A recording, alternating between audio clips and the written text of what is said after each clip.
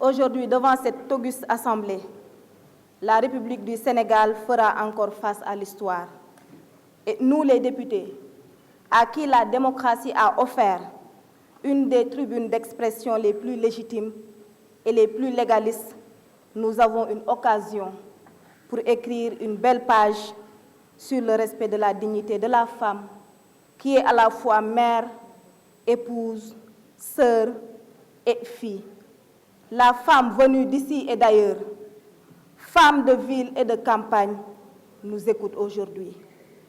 Mais nous avons aussi une belle occasion pour protéger davantage nos enfants, ces innocents abusés et violés tous les jours. Mes chers collègues, je voudrais ici partager avec vous une conviction de femme. Et croyez-moi, je suis heureuse de le faire devant cette assemblée composée d'autant d'hommes que de femmes grâce à la parité. Une autre victoire de la femme. Au-delà des drames que sont le viol et la pédophilie, c'est le silence qui les entoure qui affecte le plus les femmes et les enfants.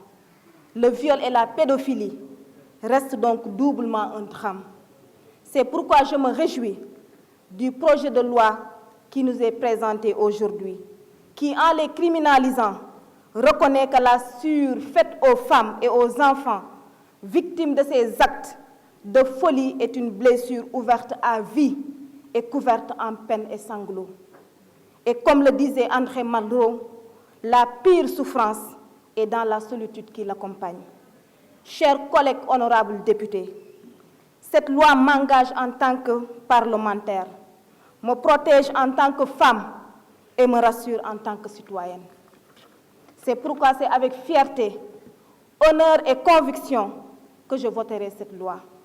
Je voterai cette loi pour restaurer la dignité humaine pour toutes ces braves femmes et ces enfants qui vivent des tortures physiques et morales sans aucune forme de soutien ou de justice.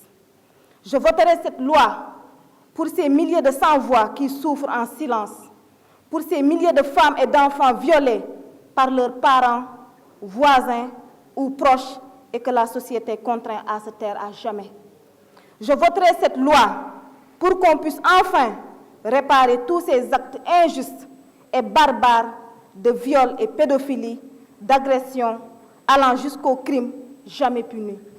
Je voterai cette loi pour saluer toutes ces énergies qui ont été mobilisées pendant des années de lutte par des femmes de la société civile, des partis politiques, des organisations féminines présentes ou absentes aujourd'hui de cette salle et pour qui le viol et la pédophilie sont des actes inhumains et irresponsables et doivent être sanctionnés dans toute sa rigueur. Je voterai cette loi parce que c'est un bond en avant important pour la sécurisation des femmes et des enfants socles de notre société.